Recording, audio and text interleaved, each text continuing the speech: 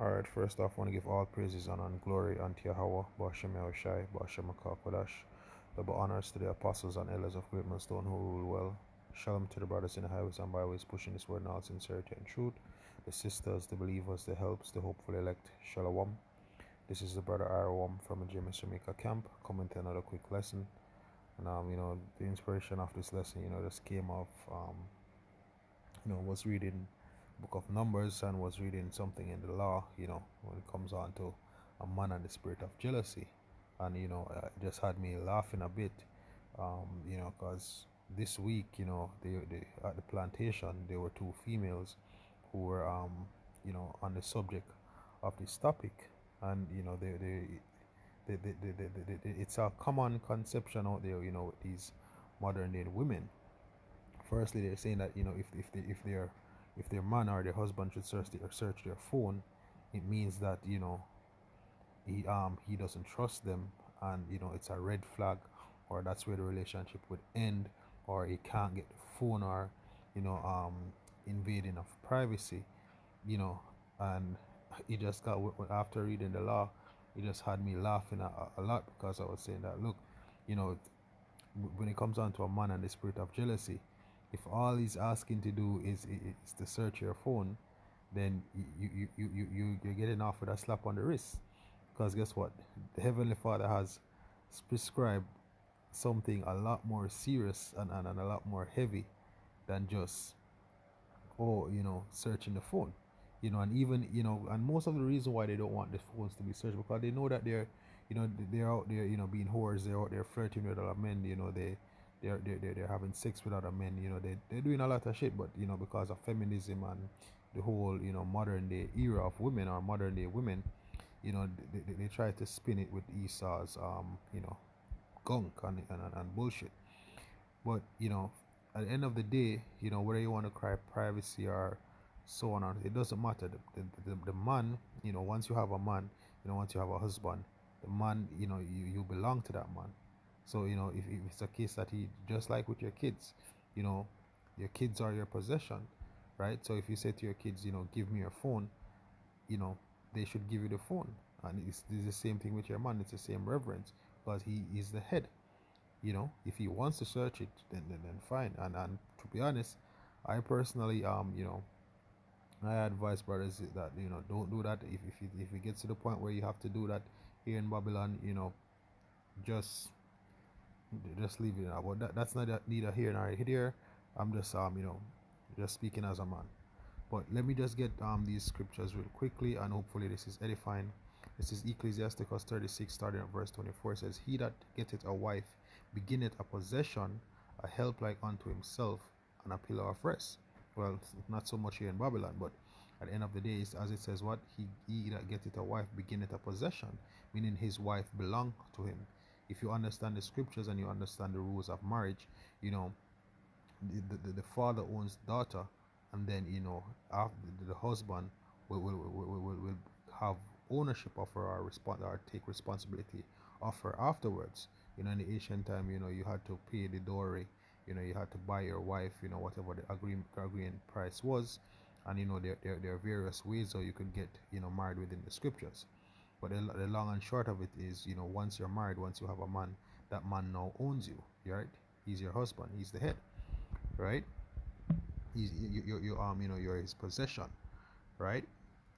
Now, to further push this point before I get into the law, this is 1 Corinthians 11, starting at verse 3, says, "But I would have you know that the head of every man is the Messiah, and the head of the woman is the man, and the head of the Messiah is God." So that's the order right off the bat. No two ways around it. That's how it goes. That's how it goes. That's just the that's just how it is, right? So let's get to the book of Numbers, chapter 5, and let me get to the let's get to the meat of it, because most times, even especially in Babylon, when men search phone, is because of what? The spirit of jealousy. They feel like something is going on. There's no new thing under the sun. Even in the ancient time, men would get that feeling from time to time, and the Lord has something prescribed for that. And it's not whether or not you should the man should search the phone, right? And then there are consequences. Well, we know that with in the law, committing adultery, the judgment for adultery is death. But when it comes down to the spirit of jealousy, let's see how it plays out. So this is Numbers chapter 5, and I'll start at verse 5. And Yahweh spake unto Moses, saying, Speak unto the children of Israel, when a man, oh no, Salakia, not verse 5, Salakia, right, verse 11, right? And as you can see, the heading here says what? The adultery test. And for those who don't know what adultery is, the scriptures allow, within the Israelite law and within the scriptures, men can have more than one wives, right? But women cannot have more than one husband, right? So it doesn't matter how many wives he has, as long as that none of those wives belong to another man, right? But a woman should have only one husband. So adultery is not what they like to so-called cheating, right? That's not it, right? When it comes on to the man, of course, right? Not a hard pill for you women to swallow, but it is what it is, right? So this is it says the adultery test, verse 11, Numbers 5 and 11. And Yahweh spake unto Moses, saying, Speak unto the children of Israel, and say unto them, if any man's wife go aside and commit a trespass against him, and a man lie with her carnally, and it be hid from the eyes of her husband, and be kept close, meaning hidden, right? As a matter of fact, let me just check on kept close. Slakia. Kept close. The Hebrew there is sathar, to conceal, hide, right? Right. So getting back here, right? And be kept close, and she be defiled, and there be no witness against her, meaning nobody saw what happened. Neither she be taken with the manner, meaning nobody hasn't been caught. And the spirit of jealousy come upon him, and he be jealous of his wife, and she be defiled. Or if the spirit of jealousy come upon him, and he be jealous of his wife, and she be not defiled. So it's a possibility. It doesn't mean that she actually did it, but it's either she did it or not, which is one of the reasons why a man in this modern age would say, what, I'm going to search her phone to see if there's any shady business going on that I'm not aware of, because what, something may be a case where something come up in a conversation, or they saw something, or sometimes they just feel it and they're like, what, I'm just going to check, right? So that is a form of adultery just in the modern age, right? But as I said, let's see how the Lord says we should go about this, right? Or how it would have gone if it was a case that we were in the land and all the laws were actually in place, right? Verse 15, it says, Then shall the man bring his wife unto the priest. Now notice it said that he will bring his wife unto the priest. He's not going to ask her if she wants to go. It's not going to be a question, because guess what? That's his possession. That's his property. And he's the head. Whatever he says goes. So he brings his wife unto the priest, not ask her. And he shall bring her offering for her, the 10th part of an ephah of barley meal. He shall pour no oil upon it, nor put frankincense thereon, for it is an offering of jealousy, an offering of memorial, bringing iniquity to remembrance. So it's highlighting iniquity, right? Verse 16, And the priest shall bring her near, and set her before Yahweh. And the priest shall take holy water in an earthen vessel. So listen the process of what you would go through. And the priest shall take holy water in an earthen vessel, and of the dust that is in the floor of the tabernacle, the priest shall take and put it into the water.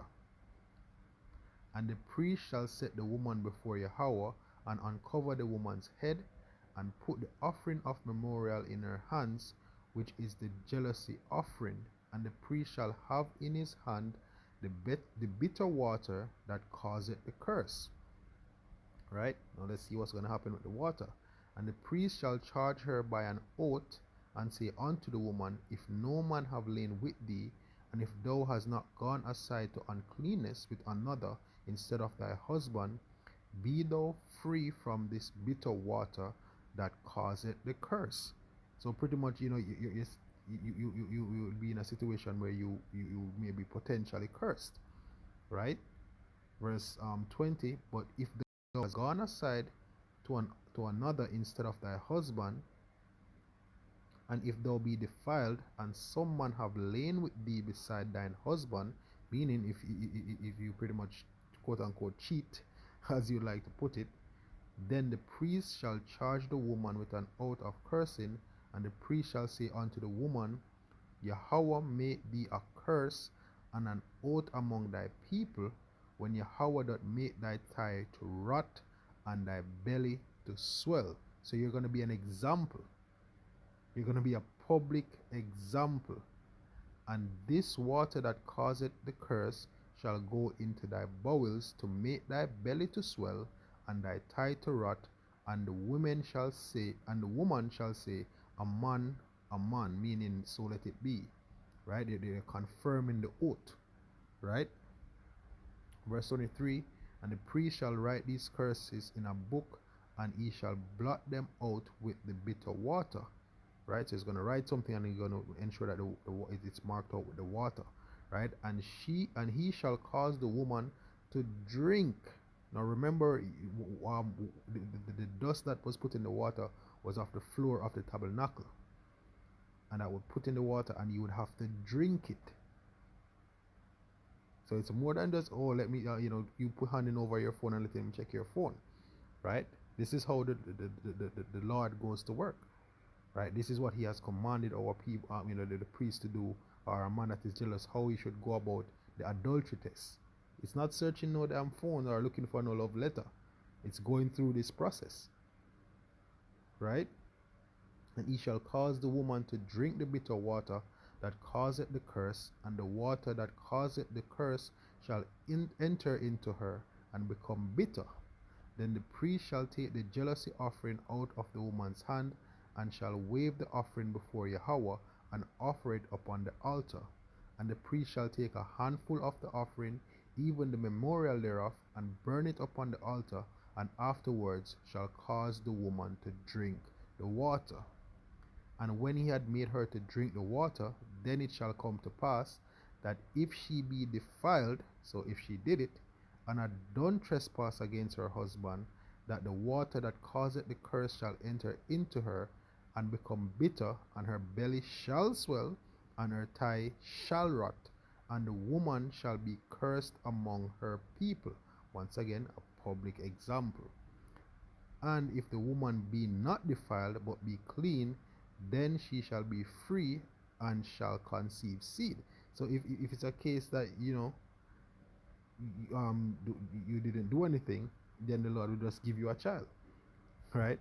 So there's a reward for it. And in the ancient time, women took joy in having children for their husbands, especially when it was a son. All right, it's not like now where there's a lot of baby killers, right? Continue to verse 29. It says, and this is the law of jealousy. So this is what has been prescribed by Yahweh Shem Yahushai. This is the law of jealousy when a wife goeth aside to another instead of her husband, and is defiled, or when the spirit of jealousy cometh upon him, and he be jealous over his wife, and shall set the woman before Yahweh, and the priest shall execute upon her all this law. The woman, then shall the man be guiltless from iniquity, and this woman shall bear her iniquity. So that is it, So searching the phone is the least of things, right? And the scripture tells us also that jealousy is the rage of a man. All right. So, what does the Lord say? There you have your answer. So you women complaining about men being jealous, and they make it look as if it's wrong if a man is jealous over his wife, which is a natural thing, because that's his property, that's his possession, right? She's there for his service. She's there for him. As the scripture says, what the glory of the man is the woman, you know. So of course he's gonna treasure his woman. Of course he's gonna be all about her. That's just how we were built, right? But to prevent confusion, to prevent, there's a lot of bad situation that comes from adultery. A lot of bad situations come from adultery, right? Diseases, what's it called? Paternity fraud, people getting killed, all type of things go wrong, or a lot of things, a lot of bad things happen when it comes on to adultery. So to negate all of that, the Lord has put His laws in place to discourage that behavior, and also there are punishments when it comes on to that. All right. So nothing, it's not to be, nothing is wrong with being jealous, right? But uh, if be walk with wisdom, right? Don't we are in Babylon, and we see what everything is like, and the apostles and elders and various brothers, you know, using the scriptures has shown the nature of a woman, shown how things are in this in this current day and age. But we just, this is all just for edification. All things are lawful, but not all things are expedient. Don't expect this to be enacted in this day and time. If things is going sideways, just leave. That's my advice to brothers. But just showing how things are from a biblical standpoint. And I just found it funny that a lot of women have that mindset of, oh, search phone this, and they make all type of arguments against it. But um, they don't know how serious the Lord is, and it also goes to show that they don't know Yahweh Hashem Yahushua or His ways. Because if they had known, then they would have just shut the hell up, But then knowing them, they'll probably even go against it as well. But yeah, that's all I wanted to share. Hopefully this was edifying. Once more, to give all praises, honor, and glory unto Yahweh Hashem Yahushua, Hashem Kodash. Double honors to the apostles and elders of Great Millstone who rule well. Shalom to the brothers in the highways and byways, pushing His word in all sincerity and truth. The sisters, the believers, the helps, the hopeful elect. Shalom.